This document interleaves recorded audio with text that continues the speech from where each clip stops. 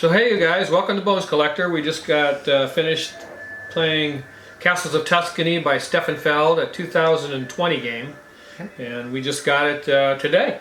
Yeah. Just arrived. I dropped it off, we busted it open, punched it out, and played it twice. So we give you our thoughts on this game. We timed it, but we didn't keep track. Yeah, well, it was 40. 40. Yeah, about less than 45 minutes. Yeah. Maybe half an hour. Yeah. What's it say on the box? It's pretty quick. It's a secret. 45 to 60. Yeah. It might have taken 45 with setup. It's 45 minutes. Once you get used to it, it'll just take you 45 minutes. The box. Yeah. Nothing to it. And it comes with 5 rule books in 5 different languages. I read them all thoroughly. So now I'm fluent in 5 languages. But yeah, it's what is this game? I don't know. Tile placement. Yeah, it's tile laying. It is tile laying. You're laying tiles, laying these little tiles on these big tiles. On a modular little player board. Yes, these are in pieces. We've each got 3, an A, B, and a C piece down here, making up a. And you put them together any way you want. area. I mean, there's some structure rules. But Not very many. It's not very structured. So you just have to place those according to the rule book, and then you start using this little player board. It tells you exactly what kind of benefit you get for what tile that you draw and place, and that makes your engine hum a little more, and you get a little extra things going on. You get these little, what are these tiles called? I can't remember. I don't know. Let's see, they are Square tiles. square tiles. Really? That's what they're called. Square tiles. Even though they're rectangles. Okay, yeah. Square tile. They're bonus tiles, I guess. Yeah, acquire these for putting down one of these red tiles. Gives you one of these, which adds on to the benefit that you have on your player board. So instead of 1 worker, you get 2. Instead of 1 marble, you get 2. That kind of thing. Instead of 1 storage, you have 2. And that's really important, hugely. I think that's probably the most important. You have 3 actions to choose from. You can draw cards, you can take a tile, or you can place a tile. That's it. 3 actions. Those are your choices. Yep. Not hard. Nope. And the marble you can use to do an extra action 1 time per turn.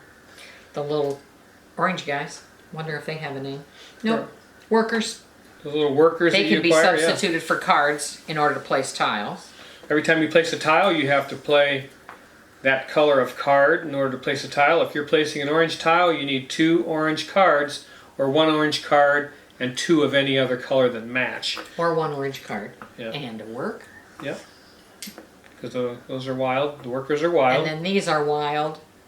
They act as any tile on your board. You still have to pay to place them as normal, but they can be any color. Which comes in handy because I needed another castle and there weren't any more castles in the deck. So if I could have gotten that far, I could have placed that as a castle, and but I didn't make it down that far. True. Because everything has to touch. So you can't just build where you want to. And you get bonuses up here if you fill in all of that particular color on your board. You get the bonus. Yeah, and like she said, one of the things is when you put down a blue tile, you get a little chunky wooden hex that you can use as a wild card to put on your board of something that you're touching, and hopefully it's something that you really want and need, where that can come, so that can come in really handy for you. But there's a couple of decks of cards here. These are the region cards, and these are the yield cards. The region cards are cards you're going to draw into your hand, and they give you the colors that you're going to need for tile placement. And the yield cards just give you, it's got a donkey card on it, and every time you draw one of those, you're going to get a little reward. A couple of cards, 2 points on the red track. What else we got in here? You can get a worker, you can get a marble, you can get a blue hex. Yeah, blue hex. It gives you, there aren't as many of those in there, but they're in there. Yeah. A lot of them is just points. Points, yeah, Cards, marble. points and cards. So just a little boost, something like that. And then the scoring mechanism is probably the strangest thing in the game. You keep track of your score on the green track, and then at the end of the round you transfer it to the red track, and you do that for all 3 rounds, I believe. So it's a little bit different, but I love the scoring track. It's this door knocker. It's pretty sweet. It's in 2 pieces. So it's a modular thing. But it kind of reminds me of the Wizard of Oz, and you're beating on the door for the... Or it could be like Wizard of Oz. Christmas Carol. Yeah, He's got Christmas the big Carol. door knocker. Yeah, that's pretty cool. But that scoring That's a big mechanism is a lion door little knocker. weird, and It's definitely different. That's what's different about this game, yeah. But it's a fairly, I'd say this light game. It's very light. Yeah, it's pretty light. A little lighter than Castles of Burgundy. Yes. And a little less to think about, but it's fun. It's a fun. It was a lot of fun, and it's quick. Yeah. And I said, blasphemy, I might like it better than Castles of Burgundy. Yeah. I don't know about that.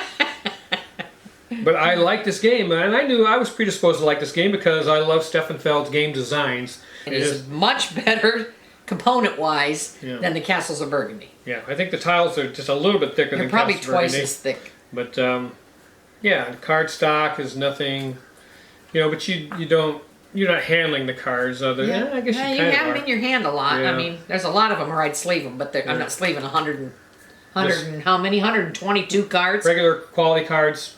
And again, these bonus tiles are thick and nice.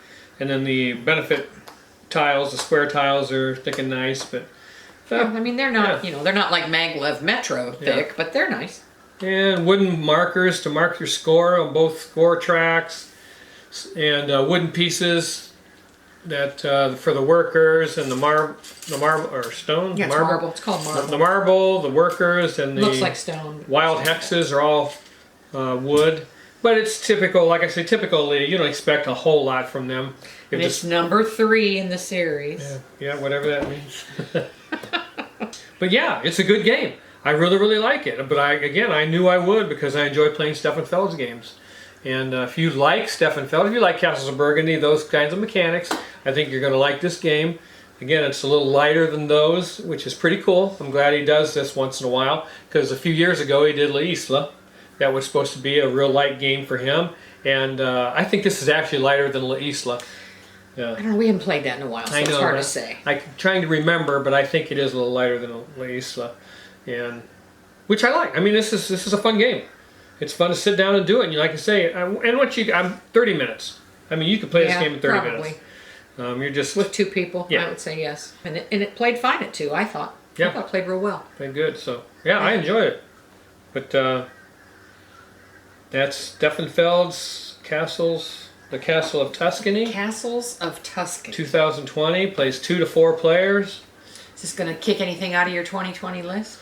We'll have to think about I don't know, that. I have to think about it. Yeah. Because we just played this late. I waited to get this, quite honestly, because we already have 16 Stefan Feld games sitting over there on my shelf. And I knew he wouldn't make it. We were going to get this game. It was inevitable. I had to get it, I suppose. But I love his games, and we loved Bonfire from last year. That was in our top 10 of 2020, and of course Bonfire is 3-4 times more difficult. It's than this very is. much more difficult than this, yes. But still, I mean, it has that Feld feel to it. The card mechanic. I mean, we sat down and played. We barely read the rule book. Yeah. It's just very intuitive to play it. When Stefan Feld does a game, the gears just all mesh, and all the mechanics work well together, and it's very slick and fast. And this is no different, and that's why he's one of the, well, in my opinion, the best board game designer in the world. I mean, that's a shock to everyone. Yeah, I love playing his games, and I do too. I enjoy them. Sometimes you feel like you have to apologize for liking Stefan Feld's games, and I'm not going to do that because I think they're terrific. We really like that type of Euro-style games that play seamlessly and flawlessly, and this is one nice of them. little dry Euro. Yeah, it's a based on theme, but that's cool. Yeah. And a lot of his games are like that. Yep. But it doesn't take away from the gameplay at all. This is the type of game we like. It's a great game. It's fantastic if you are interested in, sitting down with your partner and playing a cute little game of laying down tiles and getting a little benefit for every different kind of tile you lay. Hey man, this is a game for you. And I think if you like Castles of Burgundy, you're going to like this game. La Isla, if you like that, you're going to like this game. And all those types of games like that from Stefan. But which is, I mean, again, it's a light game, but it plays so flawlessly and quick that you just enjoy your time with fun. it. Yeah, it's liked fun, it. and There's still decisions to be made. It's fun. I wish you'd do a children's game like this, about this weight. You know, I mean, really. I mean, the kids could probably play this, but I don't think it would interest them. Yeah. Yeah, you need a theme that would pull them in, and they would play it because this is easy enough for kids to play. I mean, anyways, hey, this is a great game. I mean, I highly recommend it for people who like to play board games. And if you like a game that's intuitive, plays fast, and meshes well together, all the mechanics, this is fantastic. And it's, like I say, typical Stefan Feld. It's been dropping. It started out at $45, I think. and it's down to $36. Yeah. So it's coming down. I was going to wait till it came down a little farther, but he wanted it, so it's here. Yeah. Again, it's not a huge production hit, but the game is really good. So. It was a lot of fun. I enjoyed it. All right, and listen, if you have any questions about this game or any of the other games that we put out on our videos, please leave your comments down in the comment section below the video. And if you have any games that you're playing that you would like to tell us about, leave that comment also. Maybe you're playing something that you think is fantastic. I mean, hey, this is just our taste. This is the type of thing that we like, and doesn't mean that you like it, but maybe this will get your interest up and have you try something different or out of your comfort zone. And by all means, if you play a game and you like it, but you see a video reviewer on YouTube say that they don't like that game, don't listen to them. The most important thing is how you feel about the game, because you're the one playing it. So yeah, Castles of Tuscany fits our style for 2-player Euro games, and we really enjoy it. Thanks for watching. Keep on board gaming. It's the best hobby on the planet. You guys, you know it is. Bye-bye. Bye.